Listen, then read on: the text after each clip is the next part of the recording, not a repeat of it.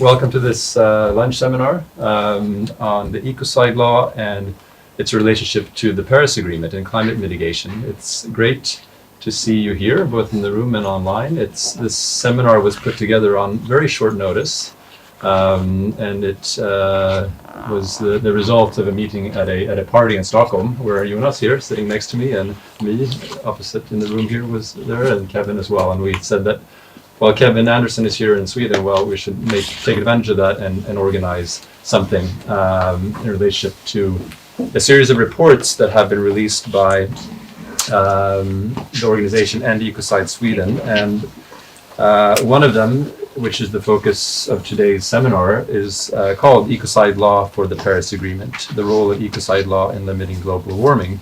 And we have the great privilege of having one of the authors here, Jonas Roupé.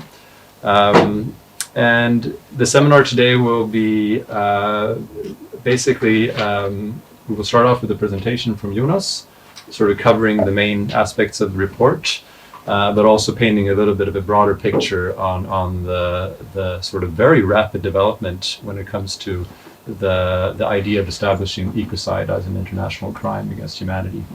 Things are moving very fast, and it's great to be able to organize this seminar where we can learn more about this and also have a discussion on the aspects specifically today on how this relates to attempts to mitigate climate change in line with the Paris Agreement. So after Jonas has his presentation for about 20 minutes, we'll hand over to Kevin Anderson here, who's Professor of Energy and Climate Change from Manchester and also a colleague here at Uppsala, to give some brief comments. And after that, we will sort of have a moderated discussion both with you online and those in the room. And we'll see how long we go for, basically. So that's the setup. I should also say that I'm part of the board of Ecocide Sweden, and that's one of the reasons, I guess, I'm also initiating this seminar. And it's great to actually bring that aspect of my work, which is on the side of all my other work here at the university, into relationship with the work I do here at CEMUS and also at the Department of Earth Sciences and the PhD I'm pursuing here. So with that said, I should also say that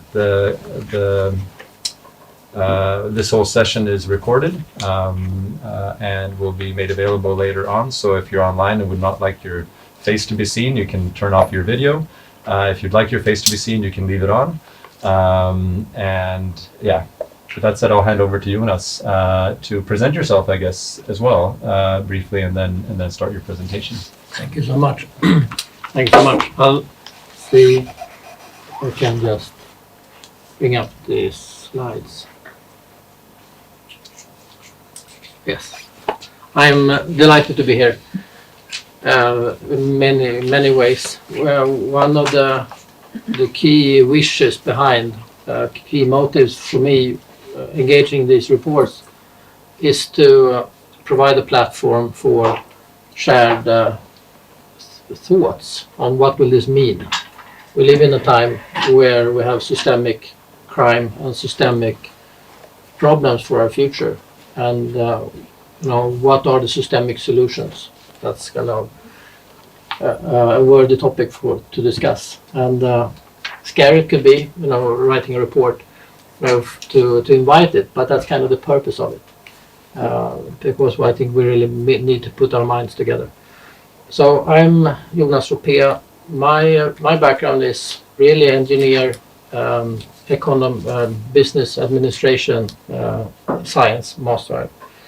I am, and I've been working with consequence analysis and futures research for companies since 1995.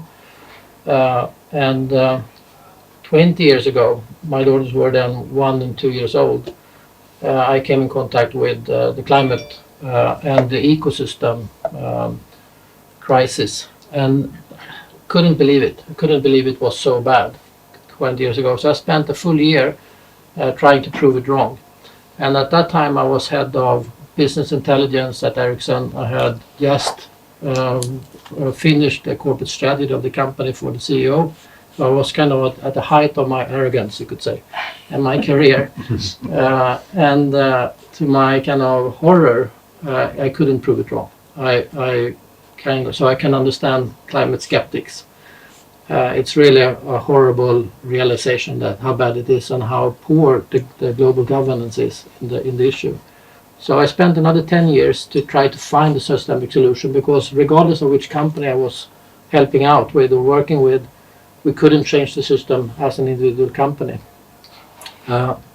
So then I came in contact with Paul Higgins and Pal Latil and the Ecocide question, and kind of quickly realized the power of it, and spent a lot of time speaking with government officials and the people, lawyers, and different walks of life. And the more I kind of studied it, the more fascinated I was with the consequences. And the background of this particular report is the question comes up with Ecocide Law, what will it be the impacts, for climate change? And that's kind of what we're exploring. And I should say this is a report out of 4. So the latest report is having a more wider perspective on how to get the economy within planetary boundaries and what will be the role and possibly knock-on effects of Ecocide Law on that.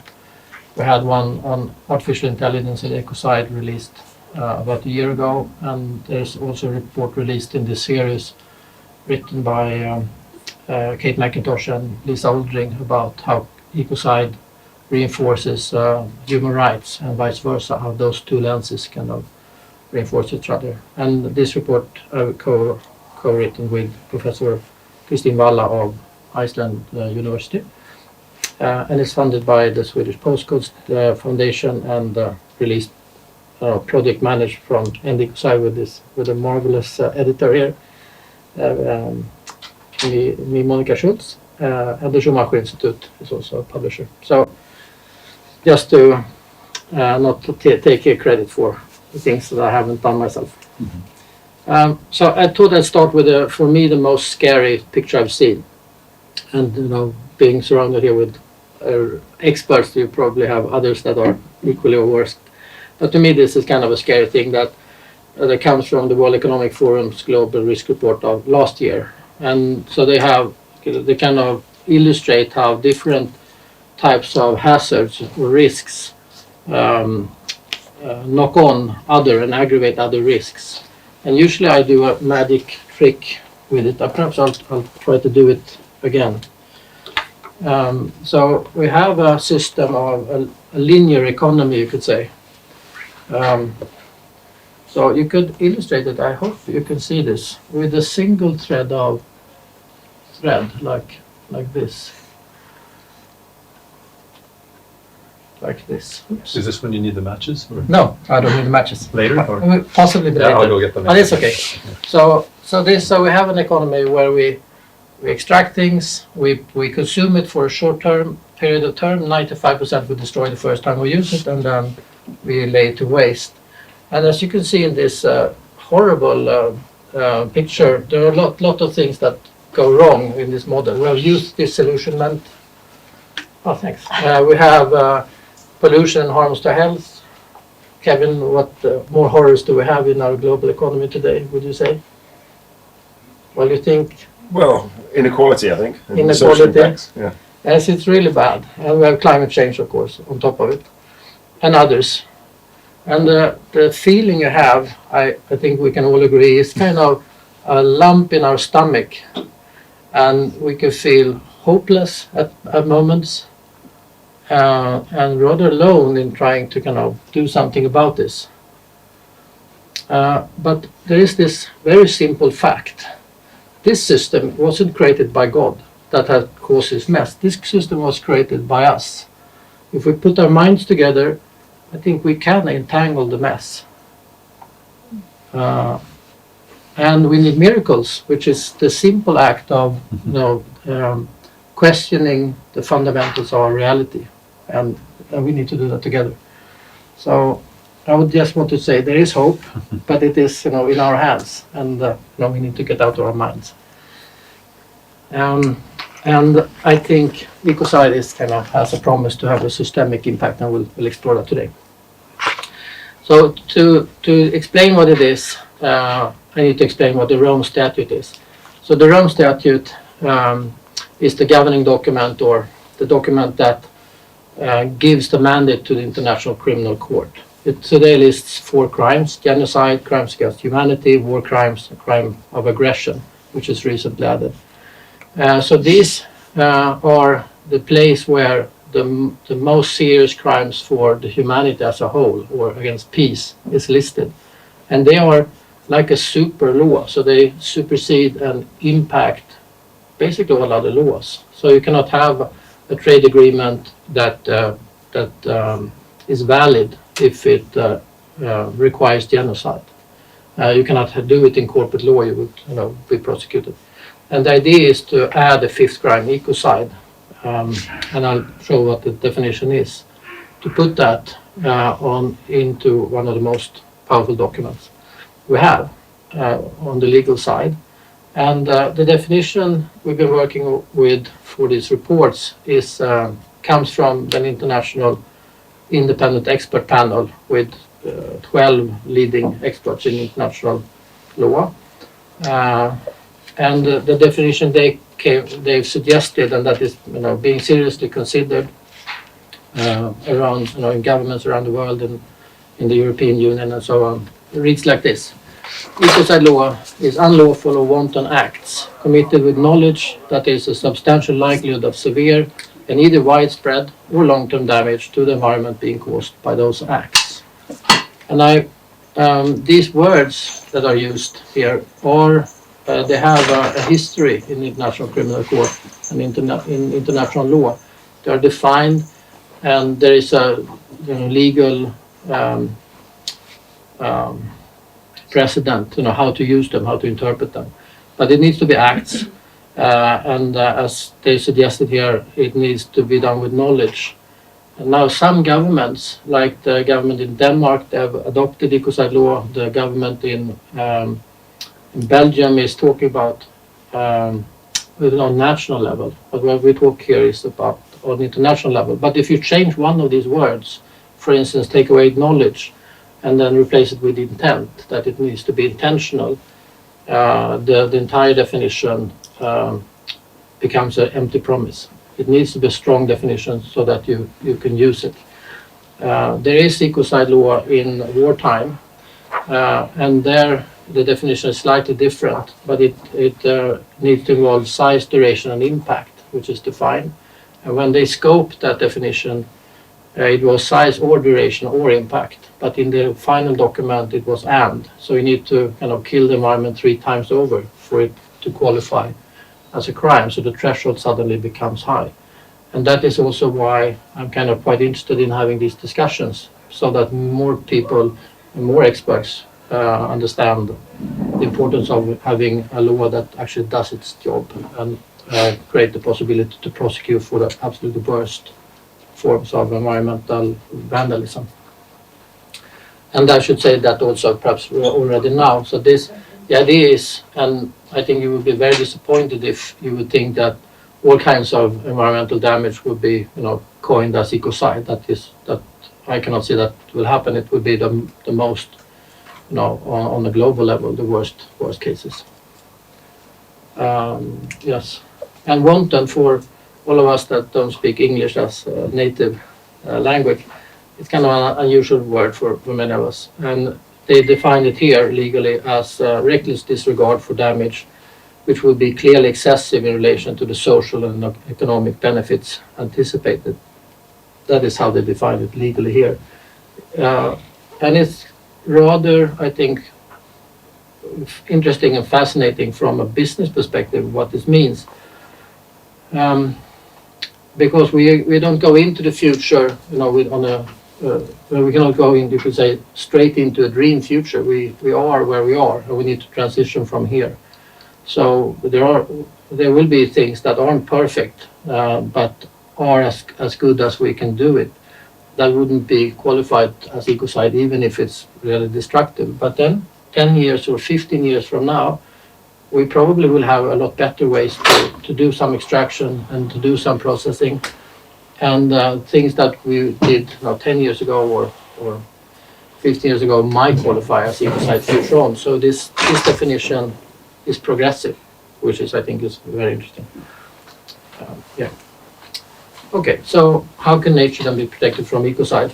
So by the recognition of ecocide as an international crime, it's a big difference if it's an international crime or if it's like civil law. So this brings about personal accountability. So as a decision maker, you will be on the line if you're involved in it. So that's a big difference. And the International Criminal Court has jurisdiction based on the Rome Statute, which is in effect like an umbrella law.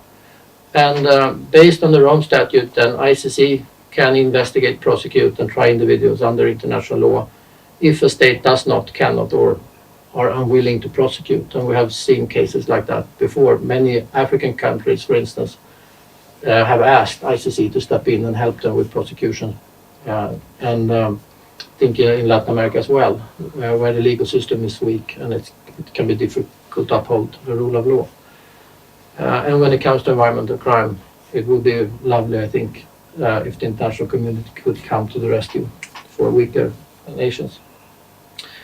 And I added this quote. I got it yesterday evening. I kind of just added it. I thought it was kind of so to the point. So there is a recent UN Climate Champion report where they talk about ecocide as that it will create a timely steer at the highest level of government and industry, exactly where it's most useful. That is where people with the power to do the difference, reside, and that is where the ICC would concentrate their gaze if there is a risk for ecocide. So those that have the power to impact, those would have a change of incentive, and it would make the transition much clearer and easier with these rules in place. Okay, and then I added, and in the report about the Paris Agreement, I added and I know that there are more recent pictures and other models, but this is the so-called carbon law. But I just added it to kind of show the importance of rather rapid action. So we need to reduce emissions with 50% by 2030 and then to zero by 2050. And the current path is at least 3 degrees Celsius, as it stands.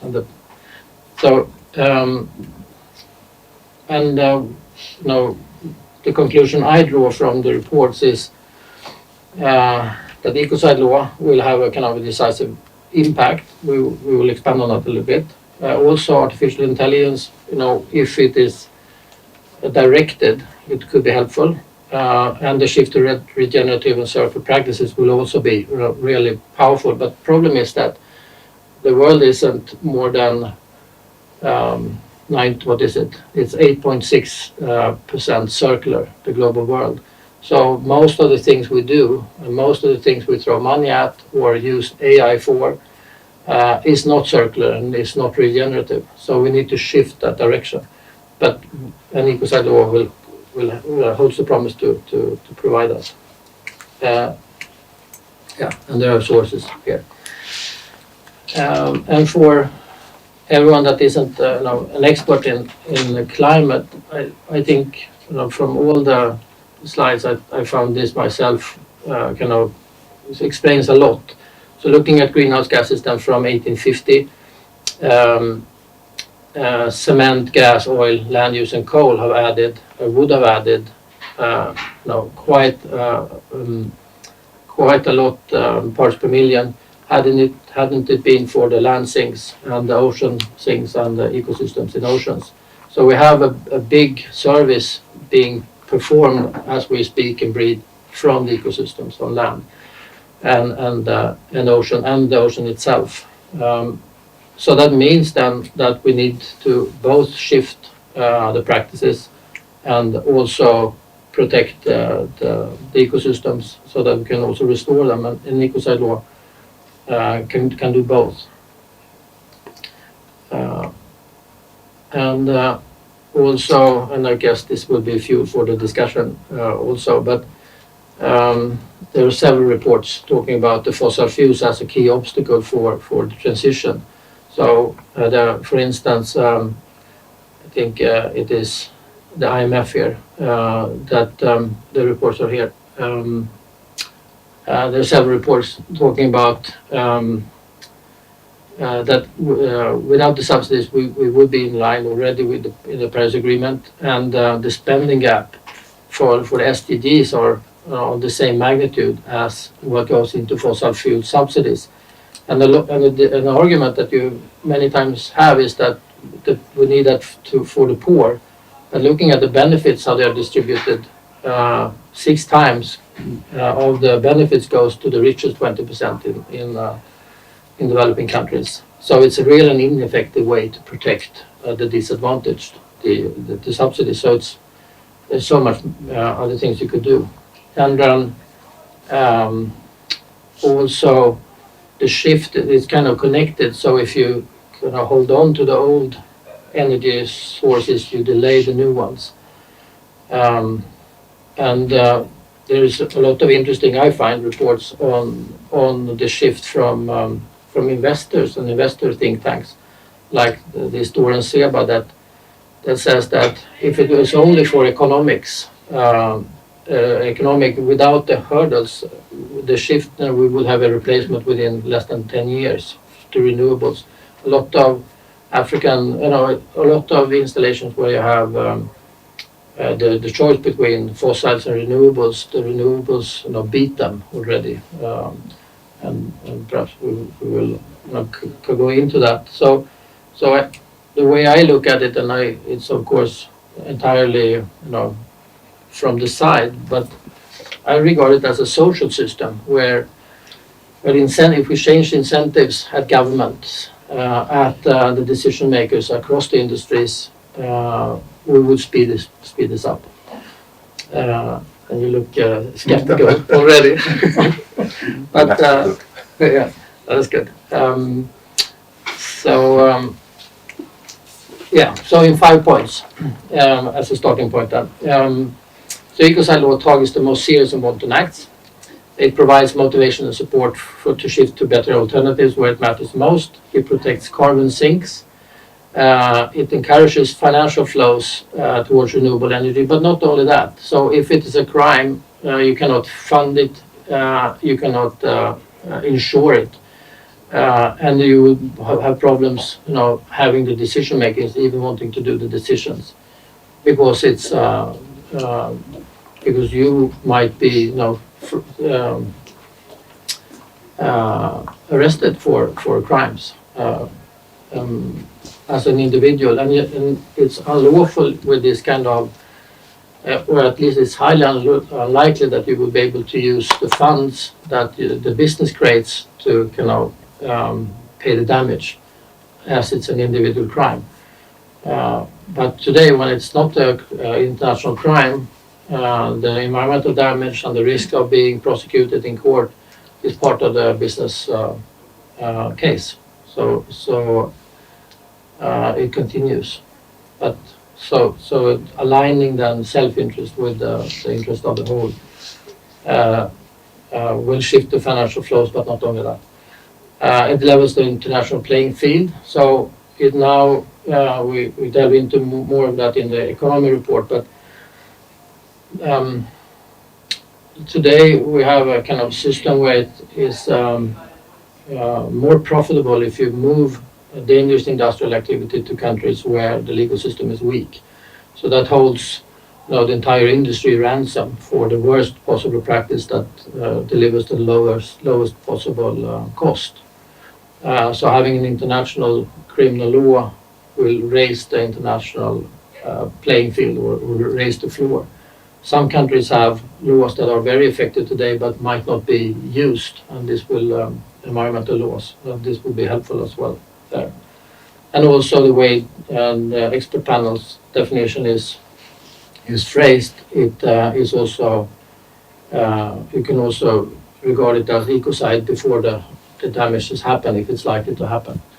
So if we might have a big tailings dam, or we'll see what the court decides will be the cases, but you could intercept huge environmental damage with this law as a tool. So, and it's not high on the political agenda in many countries. Just to start to wrap up, less than a week ago, the jury, the legal committee of the European Parliament, voted for a definition very close, almost identical to the expert panel, and it will be put to the European Parliament 17th of April as a, and it's very likely that the European Union then having the four expert committees now approving the definition, that the European Union will take the lead in advancing this. It's a really kind of simple four-stage process where any state party that has that is a part of the Rome Statute can propose for amending the Rome Statute. There's 123 parties, and it requires a majority of those present. And then to adopt it, 2/3 of majority needs to vote for it, like 82 states. Every state have a vote, so even a small island country would have a vote equal to the one of Germany or a big country. It's not like in the Paris negotiations or climate negotiations. And then ratification, so that it's enforced and they are obliged to enforce it in the national jurisdiction. And one thing, I think when it comes to the economic system, a criticism that come or a concern is that the International Criminal Court hasn't been very effective for all kinds of war crimes. And you have a process of veto. So in Afghanistan, I think it's 16 times it has been put up and then vetoed down, so that Assad have never been convicted or. But since this is economic crime involved, you have a lot of other players than heads of state or the kind of conflicts, war type of conflicts that have several other mechanisms. Perhaps we can expand on it in the discussion. But so you have the funding, you have the competence, the decision makers, the insurance, as I mentioned, the flow of goods and services. So you have a system that is really sensitive for interception like this. So the Ecocide Law will have many more interception points than in war crimes. Also the deterrent effect, you could argue, will be higher when it is economic crime and people like us in the room basically making those decisions, in comparison to an ethnic conflict or a military conflict. So the experts I've been speaking with in The Hague around this, they say that actually Ecocide Law will be more appropriate for the ICC. It will strengthen the ICC relevance, and it will be more effective than what we've seen in other crimes. So just wanted to put that out. So when it comes to the climate negotiations, we would regard Ecocide Law as a very fine gift to the leaders, because leaders, as all people, want to keep the commitments, and that is needed to get back to the Paris Agreement. And I think I'll stop there, and look very much forward to the discussion. Thank you. Thank you, Jonas.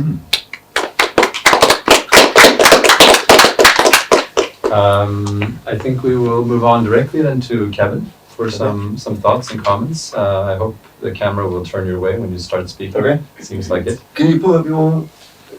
I've got my comments related to it's your slides. Yes, of course.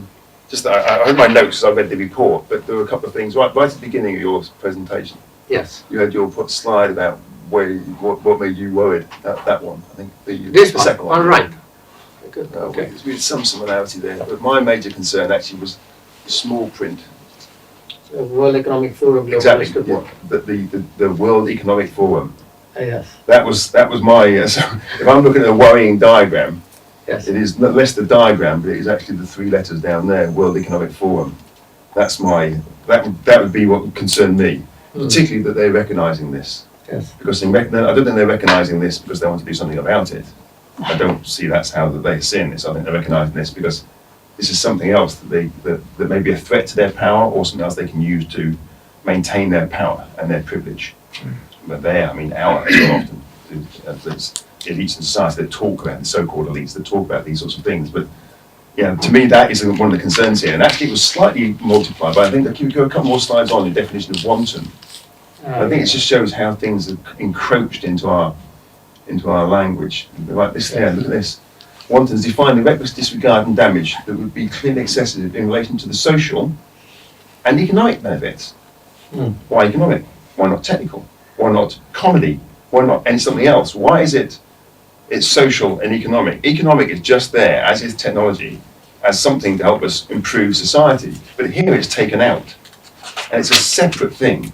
So you can have economic benefits regardless of humans on the planet, it would appear. I think it just demonstrates with the World Economic Forum and then the word economic here, that somehow we're still locked into this sort of framing that society is subsumed into the economy. It's a plan used to talk about this. It's the one of the problems is that really economy is something that should be within society, but we've turned this round. And I think there's a slight risk at the beginning of the slides here that it feeds into the old model of society as being something there for the betterment of the economy rather than the other way around. But overall, I really like the whole concept of ecocide. It's something I'm familiar with in the sense of I've heard about it, but I've never read really anything about it. So it was a real pleasure to read the report. I should say I'm no legal expert. I spend quite a lot of time in courts. I'm surprisingly not defending myself. There's nothing illegal, generally, that I'm aware of. But I provide evidence in courts for cases that have some climate change elements. So I write climate change reports that can be 3 or 4 pages long, up to 40 or 50 pages long, and then the appeal will be another 40 or 50 pages. And that's for things like airport development, fossil fuel developments, people protesting who had some act, and I provide evidence on climate change. Or indeed some governments that have been taken to court. I provided evidence for some of those. But I don't have any understanding really of the legal system, just that I wanted it to be strengthened because almost across the board, with very few exceptions, in the end, whether it's the judge or the magistrate or the head of the planning inquiry, they'll turn around and say, well, climate change is not my responsibility. The government's got it dealt with its net zero 2015 target or something else out there. They can't be held to account. The developer can't be held to account. The government departments can't be held to account. And so there needs to be something else there, much stronger in law, that can actually be used in planning inquiries, in other legal events or procedures. That means that climate change can be brought out as a key issue. Because my experience to date, over many, many cases, that it's almost always, in the end, it's almost always pushed to one side. And so this, I think, has potential for doing that. I'll come back to that in a second. The language the simpler the language, the better, in my view. So I really like the language, other than that little bit about the economic part for wanton. But there's something attractive and appealing about that. And as long as the lawyers have checked it, I assume it's a robust form of words. But there's something about that to me is a sort of the deepest core of its appeal. I like the idea that it embeds personal liability. I was uncertain about that at first, but I think there's a real strength in that. I would be concerned if it was talking about things that weren't so large, but because it's mainly aimed at, well, not mainly, it's solely aimed at large-scale, widespread, big impacts. So it's not smaller sort of issues. And I think it is actually really, really positive that personal liability is brought into that. People can be held to account. If it could be held at a lower level, or smaller levels, then I think there'd be some concerns about that. It looked to me to be a complete natural ally to the Rome statutes, but again, so well outside of my realm. But when it comes to, I'll come back to this in a minute, but I felt this report is specifically aiming at climate change, and that does concern me a little bit. I like the idea that the law is doing what it says on the tin. It's not going to be focused on climate change or pesticides or any other element of the environment and damage. It's all of those. And I think we have to be very careful not to privilege it one way or another. Although my life is spent almost all working on climate change, there's a risk here, I think, that we tailor things toward it as if it's some sort of, it is the major issue to address. It's just one of a suite of nested issues that we need to address. So I have some concerns about that. I have a question about how could it help strengthen domestic law? And I'm saying that because I think that domestic law is very weak on climate change. I'm aware of that in other countries as well, to some degree, other European countries.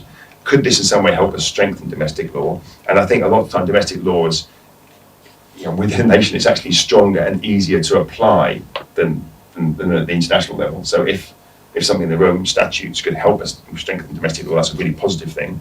And in that way, it made me think about the Welsh government, which I've was involved with for quite a lot of years, so almost a decade. And they passed an act in 2015 called the Wellbeing of Future Generations Act. And there seemed to be quite a lot of crossover between that act, which is at domestic level, which has been successful in courts in the UK to stop developments on the basis of climate change. So I think there may be some crossover there, but it's just trying to see what are the lessons of how you downscale from this to domestic law. I think that would be really interesting. So I'm trying to say here that overall I'm really positive about this framing, and it doesn't seem to me, again I have no legal expertise, that it should be that difficult a job to include it, other than I'm sure there'll be lots of people wanting it included. There'll be lots of powerful voices, but they'll have their voices, but they won't have their reasons, I don't think.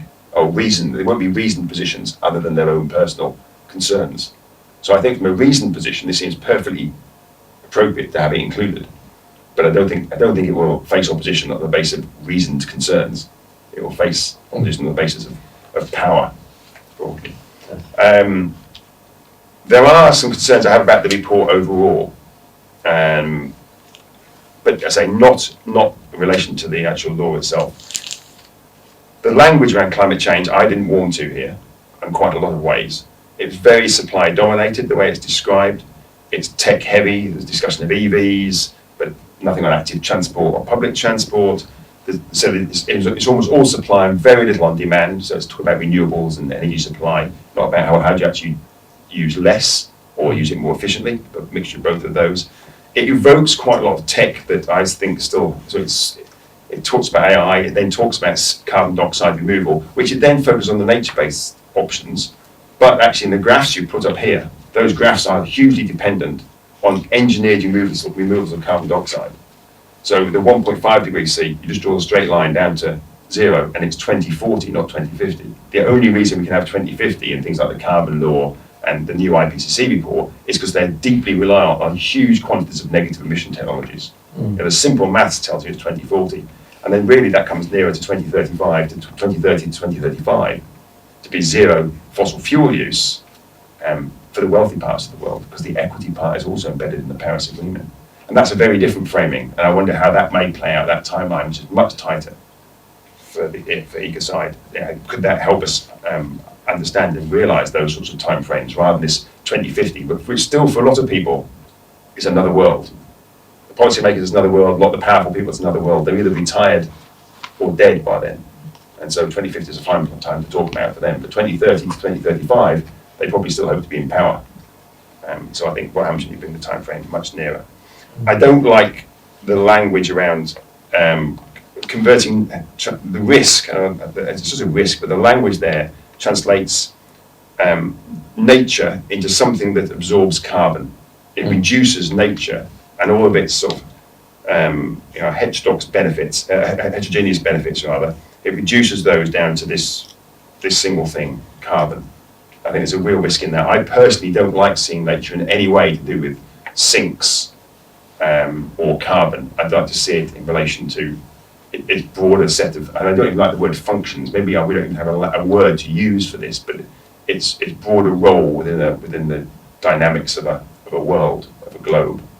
I think when we break it down to the bits that we then instrumentally use, it's really dangerous. Because then you just plant certain trees that are great for carbon, but maybe terrible for the biodiversity. It might be awful for the soil.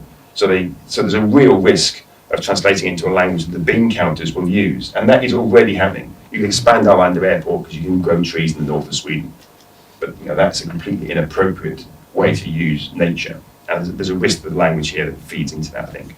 So overall, I'm really supportive of the idea, particularly if there's some way to think of how this might downscale.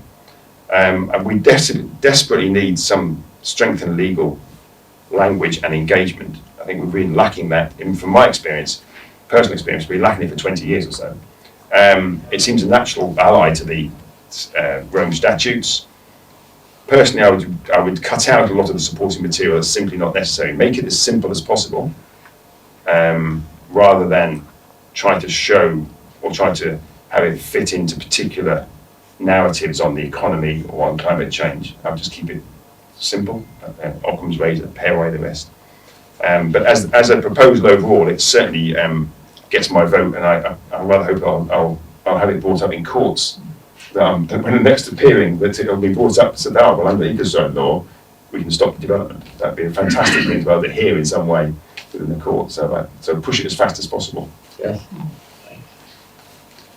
Thank you, Kevin, for those comments. Saw you taking lots of notes here. Yes. So would you like to reflect a little bit on Kevin's comments before we open up for a larger discussion? Yeah, I'd love to. Thank you for very short and good comments.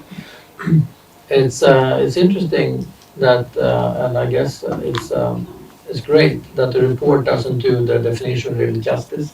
The definition, I think, fits, or the Ecocide Law fits into an anthropocentric system now, which is totally dominated for law with law for humans, and that it disregards the intrinsic value, the value of life in itself and the ecosystem itself.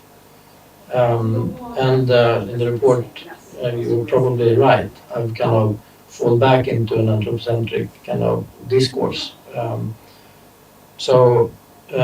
I agree, of course, that the value of a tree isn't to be a carbon sink. It's unmeasurable, and I think it's kind of so. It's also powerful to have something that is strong enough to protect nature that fits into an anthropocentric system. There's another parallel movement of rights of nature where you declare that this forest or this set of river systems or this lake has a right to exist by itself, and if you harm it and harm its the possibility for development, you need to take care of it and restore it, which kind of complements, I think, very well this also problem with narrative around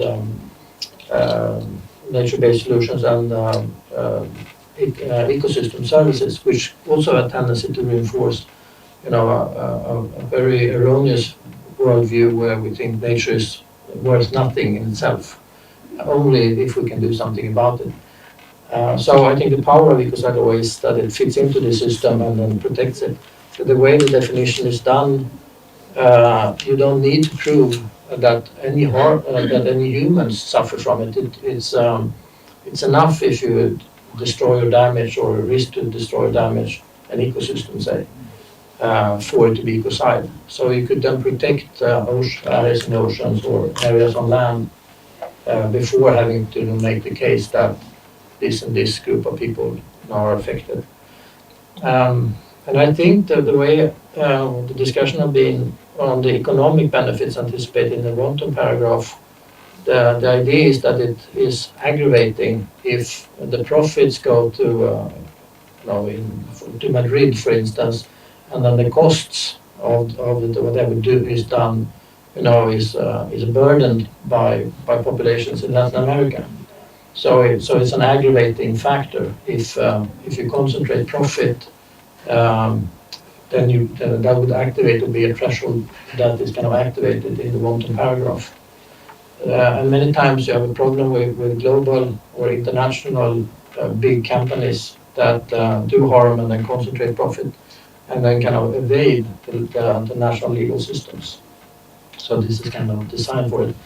So it's kind of, it doesn't do the full work, I think, per definition, Ecocide, to change our mindset, but since it is on the highest level of international criminal law, I think it will shift behavior because I think the tobacco is a great example where you have laws against tobacco, and when you started to convict, especially the tobacco industry, suddenly we had a shift when I'm thinking about traffic rules, we would think it would be a disaster and too many cars. There isn't too many cars, but it would be a danger really to go in if we didn't have rules. So by putting in rules and having enforcements, that shifts behavior, and we need to have a social shift and a shift in mentality. And I think Ecocide Law will do some of it for the worst things, and I think that should be easy to agree on.